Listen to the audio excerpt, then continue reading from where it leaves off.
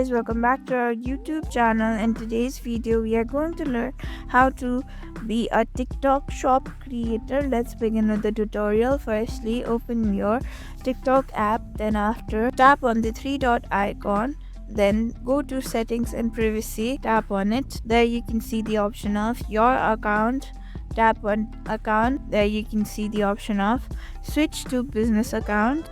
There tap on next. Hi Shrestha, welcome to your business account. Learn about the audience, reach more people, access conversation tool. You can see what is your main genre of this business account or your shop. Mine is arts and craft, so I'll tap on arts and craft only.